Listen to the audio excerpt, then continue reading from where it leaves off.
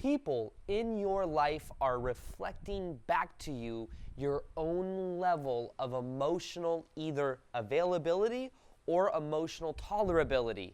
And in this video, I'm going to show you how to break out of the box of attracting only emotionally unavailable people, maybe people that want to manipulate your energy. And what I share with you in this video will completely transform your ability to not only experience more emotionally available people, but also open up yourself to a completely new level of depth, connection, and respect. Here's an idea that I learned a couple days ago that has completely changed my perspective on understanding all relationships. And that is, we attract people into our lives that are expressing the emotion that we are repressing. Let me say it again. So the emotions we've repressed in our bodies, the emotions we've repressed and not allowed ourselves to feel, we attract people into our lives that are expressing that in some form. And this is something that's interesting because I just got done doing a whole entire week of plant medicine ceremonies in Costa Rica. I do it 2 or 3 times a year. It's like these retreats where we bring in these plant medicine people and stuff like that. And anyways, we do these plant medicines like ayahuasca and San Pedro that just bring out this emotion. And one of the things and challenges in my own life has been becoming emotionally available. Because what I've realized is either I would attract emotionally unavailable people that weren't able to really choose me, mainly, by the way, because I wasn't choosing myself. This is the tricky thing of this whole thing, by the way. But what I realized is I was with some friends and my group of friends that I do these retreats with, and I realized that my best friend, Victor, is extraordinarily emotionally expressive. My friend Matt is also extraordinarily expressive. My girlfriend Heather is extraordinarily emotionally expressive.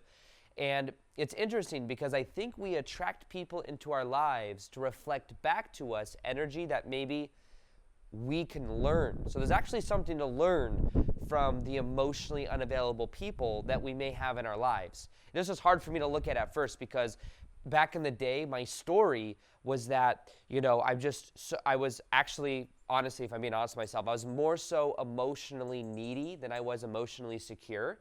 So in a way, I was desiring and wanting the validation of people in my life, and I'd find myself losing my own sense of frame and feeling kind of codependent based on theirs.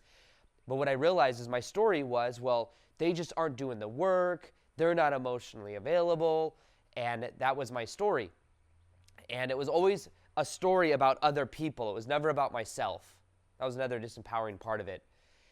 One of the things I had to wake up to, though, is that the reason I was attracting emotionally unavailable people in my life is because one of two things. Either I was tolerating and I thought that I was only worthy of having people that were emotionally available.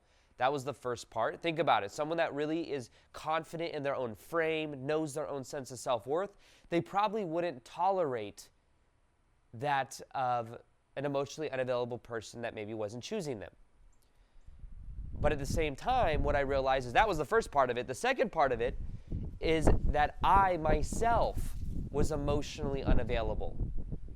So the thing with this whole thing, and the interesting part of this, is that if someone is attracting emotionally unavailable people into their life and tolerating it, it's most likely because that's a projection of some degree of emotional unavailability. So it's about realizing that some of the emotions growing up as children, we have familiarized certain ways of relating. And if you had a parent or parents that were emotionally unavailable, you will probably think that the only thing you are worthy of is another parent or another person, a partner that is also emotionally unavailable. Because we familiarized it. I was on my way home from Costa Rica yesterday on a flight, and I was watching this documentary on this UFC fighter whose name is, his last name is Bisping, Michael Bisping. And he's like this amazing fighter. He was a champion for a while, and it's a pretty crazy story. He actually got kicked so hard that he lost the vision of one of his eyes, was told you're never going to fight again, you're never going to be in like a champion or anything. For years he was depressed, and then he was told by one doctor that maybe he can see, and he had to like fake his way to being able to see, and he won a championship out of only being able to see out one eye. It was crazy. But anyways, he was talking about how growing up he went through a lot of trauma with his mom and his dad, and he remembered the first time he went to his girlfriend's he met his girlfriend, who's now his wife, and they just had this amazing love story, and she was just super supportive of him.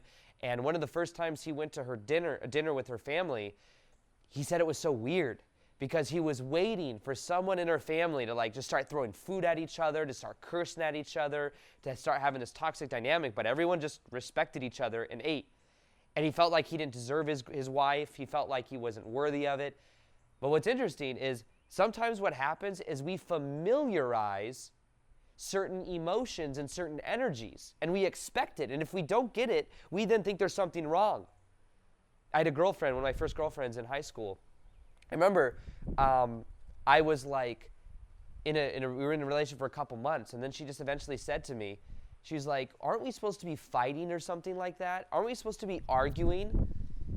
Her perspective was she was literally bored because we weren't arguing. Now, another part of that I can see is I was 17 or 18 years old. I wasn't in my masculine energy at that time for sure. So I could see different aspects of that energy dynamic. But at the same time, I can also see that sometimes we feel like we need some type of resistance, some type of emotional pain or something for us to actually not be bored. So the lesson of this, and the reason I share this, is we have familiarized many times and maybe somewhat addicted to chaoticness because we had chaoticness growing up. So it's like we're looking for it on the outside, and when we attract people that are emotionally unavailable, it's because there's a familiar energy dynamic that's there that reminds us of when we were kids. So the part of this video that's really important to understand for it, that'll really open you up, is really getting to the core of your own heart and realizing that the reason you may be attracting emotionally unavailable people is either you are tolerating it and you are allowing it because you haven't realized your own sense of self-worth, your own sense of worthiness and confidence, so you allow it. And sometimes saying no will then allow you to say yes to something else. And it's like boundaries, right? If you attract people into your life that are always draining your energy and like demanding a lot from you, and you have trouble saying no, one of the reasons you may be attracting those people into your life is so that you can finally learn to say no. It's literally like a lesson that's like, please say no to me, please say no to me, please say no to me. But it's so hard for you to say no because you've always said yes to like people growing up and stuff like that. Like family members growing up that were trying to like manipulate your energy and stuff. But when you finally say no, you might have a little ripple of it, but in general, you start learning the lesson and you don't have to keep repeating it. So it could be that having emotionally unavailable people in your life is an echo of a familiarized energy in your life that when you say no to, especially if you're attracting people in your life that might not be choosing you or valuing your friendship, you'll change your own sense of gravity and do whatever you need to do to get like someone else's approval or a friend to like you, but they would never do the same for you. You ever had that in your life? I know people in my own life that like they're telling me story. They're like, I'm gonna do this for this person, this person, this person, and I'm like, I can just feel that they're overextending themselves, and that's also a big ask. It's like someone's demanding that they do all of these things. I'm like, why do you have to do all that? I don't know. I was like, would this person ever do anything like this for you? And I've had friends say, not a chance. And I'm like, what are you doing? Why are you losing your sense of gravity, your sense of frame to make someone else happy when, not that you need to do it conditionally, I'll only do it for you if you do it for me, but it's about knowing your own sense of self-worth. And one of the things that really allowed me to start attracting emotionally available people in my life is I had to become aware of my own frame, my own boundaries, and I had to start saying no to people that weren't choosing me. I had to start choosing myself. And I had to start really like having a vision for what I wanted in my life and really moving towards it in an empowering way. And the truth is, that's what's blocking people and emotionally available people from coming in your life. Is you're either saying no to emotionally available people. This is the tricky thing too. Back in 2015, I think, I dated this girl that was very, I don't know if it was emotionally available or maybe it was needy, I don't know. But anyways, I remember thinking to myself when I was dating her, I will never make this girl my girlfriend. And that was the truth. And for a year, we dated like on and off. And it was this constant battle because I wouldn't commit to her or make her my girlfriend. but yet we still had this like sexual connection. It was very interesting. But what I can look back and see now is that the reason I outed her as like there's no way was because it wasn't the cat and mouse game I guess I was used to playing, where I felt like I had to earn someone's love or trust.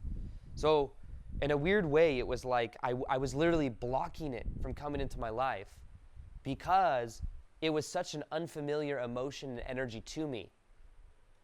So one of the things that I had to do, though, to attract my girlfriend, Heather, is I had to start making the choice to open my heart. And I know that sounds very cliche, and it sounds like, well, how do you actually do that?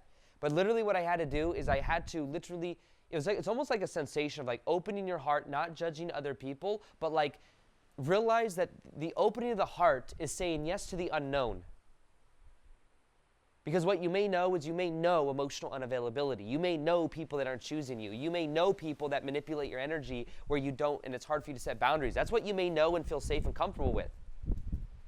But the next level for you is saying yes, is saying no to that, and saying yes to something that requires you to dig a little bit deeper, to open up your own heart, to get vulnerable, to express how you're feeling to someone else. And as you do that, you will notice that like your life takes on a whole new level of depth. My life has completely exploded. Even the last couple of weeks after doing plant medicine again, it's incredible how much my life has changed because I've been more open, and I've been opening up my heart, and I've been like more expressive and just more willing to step into the unknown of that emotional availability. So it might be a hard thing to hear, but if you're attracting emotionally unavailable people in your life, it may be because there's either a level of degree to where you tolerate emotionally unavailable people, or more likely, you are projecting that someone is emotionally available because deep down, you may be emotionally unavailable. And the key to this is opening up your own heart, being inside your own body, checking in with yourself, realizing when you're losing yourself, when you're having trouble setting boundaries. And as you do all this, this really begins to change your life in a powerful way. And if you haven't heard or done any inner child work, this is what will really transform your life more than anything else. We all have an inner child inside of us that from childhood feels like we either weren't heard, weren't seen, weren't comforted, didn't feel worthy or enough.